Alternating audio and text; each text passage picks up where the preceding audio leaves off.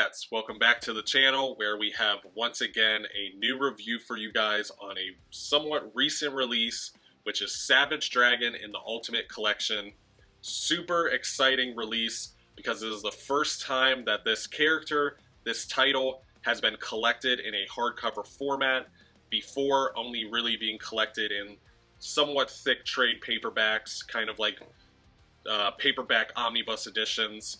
So that is extremely exciting. It is going to be my first time reading and experiencing Savage Dragon, which is also exciting for me as a reader. But before we get into any details or overhead shots for the book, we will go over the cover price, which is $39.99.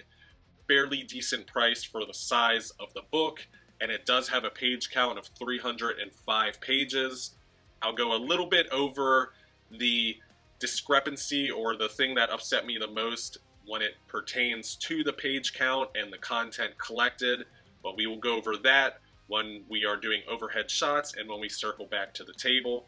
But definitely stay tuned to the end of the video because I have a very exciting announcement. And also, if you'd love to pick up this book, then you can definitely head on over to the channel sponsor, Organic Price Books, and you can use the code STAYNERDY to get $2 off your order. And here we are, guys, Savage Dragon, the Ultimate Collection, Volume 1. My apologies for that glare on the dust cover. Still getting my lighting sorted out, so we'll eventually get there. But very beautiful book. There is a little bit of a catch as far as the dust jacket and the art on board beneath the dust jacket goes, which is they are the exact same image. Absolutely nothing different about it. I wish they put some more effort into that, especially with how much beautiful art is in this book. The spine is okay. My copy was a little tight, if I'm being honest, so make sure you stretch those out. We can get right into the book. Beautiful end pages on front and back. You'll see the back one at the later point. And then of course we have the title page and the creators, Eric Larson, very well-known artist, especially for his art, and the creator of Savage Dragon. An awesome introduction by Robert Kirkman, longtime fan of Image Comics, and you get right into issue number 1. It starts fairly fast-paced. You obviously get introduced to Savage Dragon very quickly. Not much of a background to cover because he does have the main character trope of having amnesia and does not really know anything about himself, but knows everything about the world and the era that he is existing in.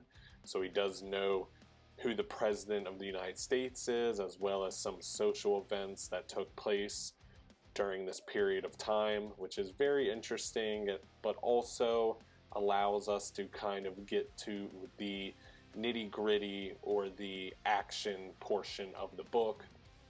This title does exist in the Image universe, so you are going to see a decent amount of crossovers, a lot of mention of young blood. You do have a slight, I guess, appearance of Spawn that does take place. You have a complete crossover with the Ninja Turtles, so you get a lot of that 90s goodness throughout this book, through its characters and especially its art.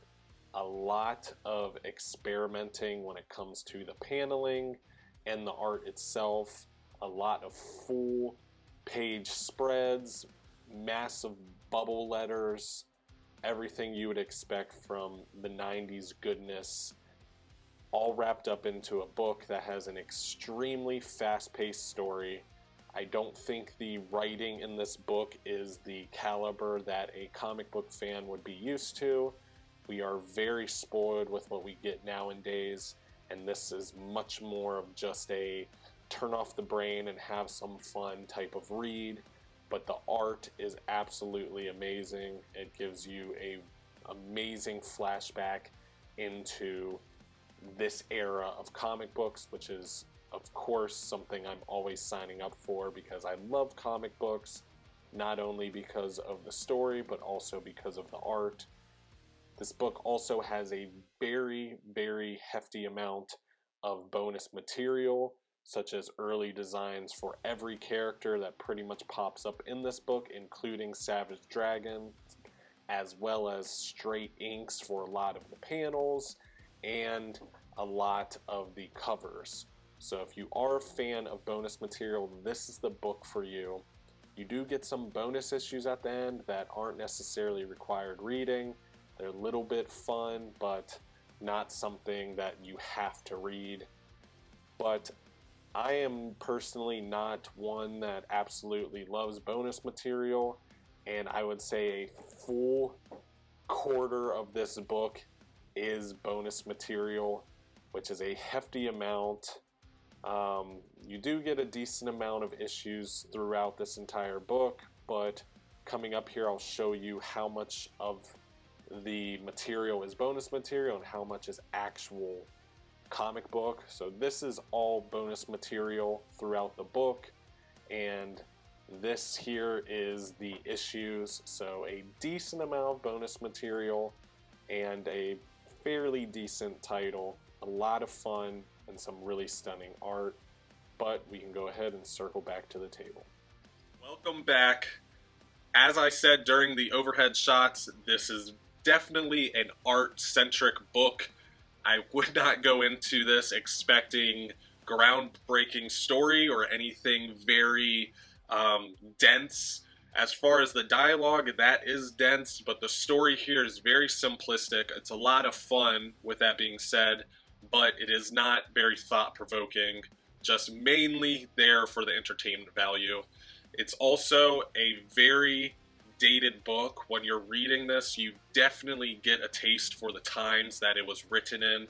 Very somewhat socially aware of itself and the era that it's being written in. And as I touched on a little bit, the price point for the book isn't horrible. It is below the margin I was expecting, but about 3/4 of the book is material, actual content, issues, if you will, while the other portion of the book is completely bonus material. You have a lot of bonus material throughout this book. If you are a fan of that bonus material, then this is definitely a book for you. I'm not necessarily that guy. I do enjoy some sketches here and there, but the breakdown and process of developing the characters and kind of the story and how Savage Dragon was a character he kind of dreamt up or thought about as a younger adult or a younger child even, and coming up into what it is now. I'm not the guy that necessarily enjoys that aspect. Some of you may be, and you may enjoy those pages of the book, but I felt it was a little bit lacking as far as the actual contents and the amount of issues that were actually collected in this book. I do not necessarily think this is a book that anybody should really be passing on. It is a lot of fun, and it is an original Image character that happened during the Image boom of the comics 90s world, whatever you want to phrase that as. So it is really good stuff in that aspect, especially historically, but the story itself is very fast-paced. The characters are very kind of one-dimensional, and while it does hit on a couple interesting aspects, I think most of the story does fall slightly flat, at least in this first volume. I have heard that as the character matures, the story does as well, so I am looking forward to that, and I'm definitely going to continue collecting this because I do love great art no matter what. It's just, don't go in expecting a insanely character-driven story, because this isn't that book. This is a fun, art-centric book that you're supposed to just kind of turn off the brain and flip some pages. But overall, for the Savage Dragon Ultimate Collection Volume 1, I do give it a 5.5 out of 10. I do not think this is Savage Dragon at his strongest, from what I've heard at least, and I am hoping it gets a lot better, like I have heard as well. I think it's a slightly above average title, mainly because of the art, but I do think the story could be better. And that does wrap up today's review. Let me know down below if you agree with anything that I did say during this video, as well as if you disagree. I would love to hear from my Savage Dragon fans out there that can let me know if it does definitely indeed get better after this point or at any point during the series. But definitely comment down below and let me know if you're a new reader or a longtime fan of Savage Dragon. I'm super interested in finding out what like the common consensus is in the community as far as the character and the title of Savage Dragon. I would love to hear a little bit of a dialogue as far as a lot of people's thought processes going into the title for the first time or just being an overall fan of the title. But that does wrap up the Savage Dragon review. So now to some exciting news. The channel is approaching 500 subscribers. I am currently sitting at 415 at the point of filming this video. So to celebrate, I do plan on doing a giveaway. If you've been watching any of my reels, you have seen that I recently visited a comic book shop that had a plethora of whales, a lot of sealed, out-of-print books that go for decent amounts of money on the aftermarket, just sitting on their shelves, and I did pick up a copy of a very out-of-print book that is very rare to come by that I do plan to give away once we hit 500 subscribers. So there's two aspects to the giveaway. One, get the channel to 500 subscribers, and then at that point I will release a video with more of the details going over the giveaway itself and how you can add your name into the drawing to actually get the book. But I'm super excited to get there. I love that the channel is growing this quickly and the community is really becoming such an amazing place and an amazing community to be a part of, and there's no better way to celebrate that than an awesome giveaway for an awesome book. So definitely hit that subscribe button so you can get added to the drawing, and stay tuned for that video to drop going over more of the details for the giveaway itself.